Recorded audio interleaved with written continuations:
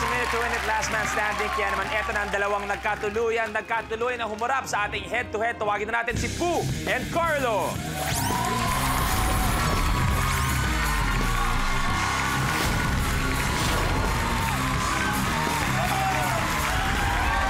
Akalain nyo nga naman, si Carlo na naumpog pa kanina ang naglalaro sa ating head-to-head. Swerte sa'yo ang nangyari.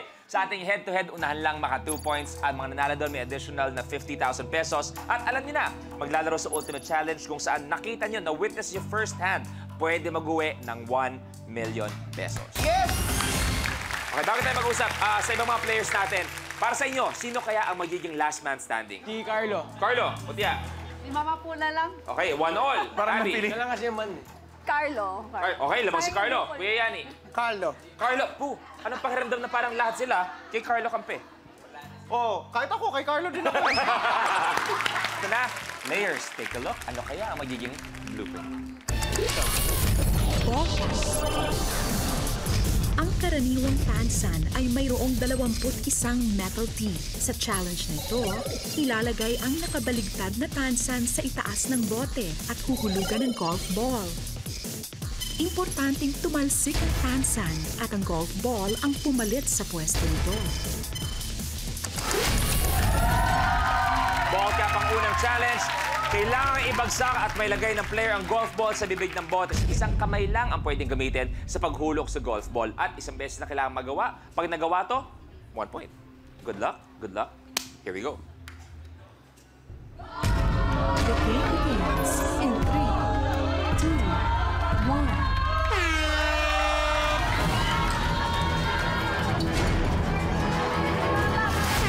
Tapos! Tapos! Tapos na! Tapos na! Ganun kabilis!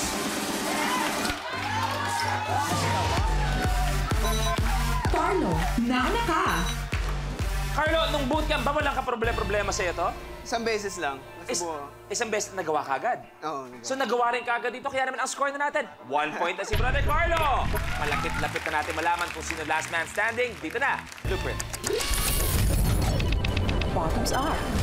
Sa challenge na ito, gagamit ang player ng yo-yo para matamaan ang mga soda cans. At para mas challenging, ikakabit ang yo-yo sa likurang bahagi ng player. At sa pamamagitan ng pagkiling, pagkembot at pag-ikot, kinakailangan nilang tamaan ang mga soda cans sa kinalalagyan nito. Bottoms up ang laban natin. Bawal gamitin ang kamay, paa o legs para i-guide ang string ng yo-yo. Bawal hawakan yung belt. Bawal mabangga ng player mga podium na pinagpapatungan ng cans. Kung sakasakaling matamaan nyo, nang hita nyo ang mga podium natin, bumagsak ang lata, kunin lang, itayo ulit mga cans at ituloy. Magsisimula kayo dito sa pinakamalapit hanggang sa pinakamalayo at 8 cans ang total na kailangan magawa. Pag nagawa mo to, bro, last man standing, 1 million na pag-uusapan natin. Pooh, laban pa. Eto na, bottoms up. Good luck. The game begins in 3, 2, 1.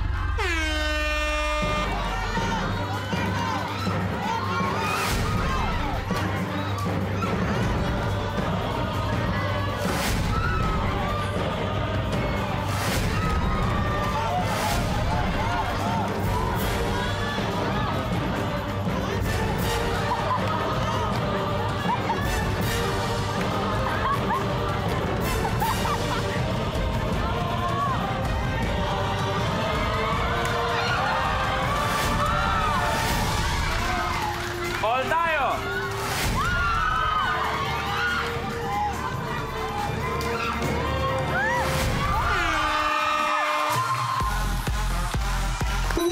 Nauna ka! Oh, ituloy mo yung kembot. Tuloy mo yung kembot, Pooh. Oh. Oh, okay. Si Pooh ang nakagawa, kaya ang score na natin ngayon ay 1-all na tayo. Pero eto na, so do or die, may deciding game tayo. Eto na, take a look, blueprint. Horseplay. Ang horseshoe ay pinaniniwalaan na nagdadala ng swerte sa tao. Sa challenge na ito, ilabas mo na ang lahat ng swerte sa katawan mo dahil kailangan mong hipan ang mga colored ping-pong balls, patawid ng inclined na mesa, papunta sa headband na kakulay dapat ng bola. Horseplay ang challenge. Hinipan ang ping pong ball papunta sa kabilang side ng nakahigang table. Bawal gamitin ang kamay at anumang parte ng katawan. Bawal sumayad sa labi ang ping pong ball. At tandaan nyo kung sino maglalaro, last man standing. Kaya naman, good luck players. The game begins in 3, 2, 1. Go!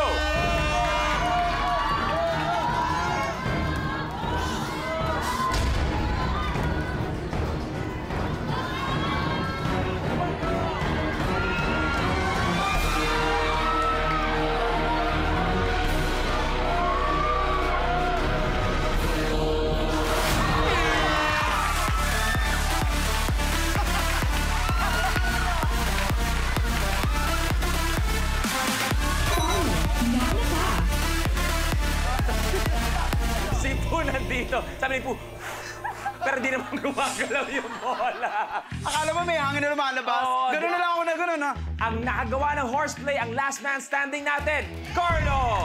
Maraming salamat. O, sa akin yung 50 mo, ha? Oh, hug, goodbye, goodbye. Para sa mga anak natin. Okay, pero Poo, magpapaalam tayo. May chance ka pa, pero meron ka pa namin 40,000 pesos. Para pa natin si Poo. Brother Carlo! Eto, nahanap na natin ang isa pang last man standing, yung 20,000 kanina. Automatic, may dagdag pa yan na 50,000 pesos. Okay, guaranteed 70,000. Pero alam ko, nung napanood mong nagawa ni Jody ang kanyang 1 million challenge, kakaibang excitement na ramdaman mo. Dahil ikaw, may chance ka na rin na manalo ng 1 million. Kaya naman, eto na. Ultimate Challenge, Blueprint. Sticky situation. Sa challenge na ito, isa-isang magpapatalbog ang player ng ping-pong ball sa sahig. Dapat dumikit ang bola sa sponge na may toothpaste. Ang lupit! Kapag nagawa mo ito in 1 minute, ay mag-uwi ka ng 1,000,000 piso. Sticky situation, makapagpatalbog ng ping-pong ball sa sahig para pumatong sa ibabaw ng sponge. Okay? Yun, lapit na. 30! Grabe! Oh!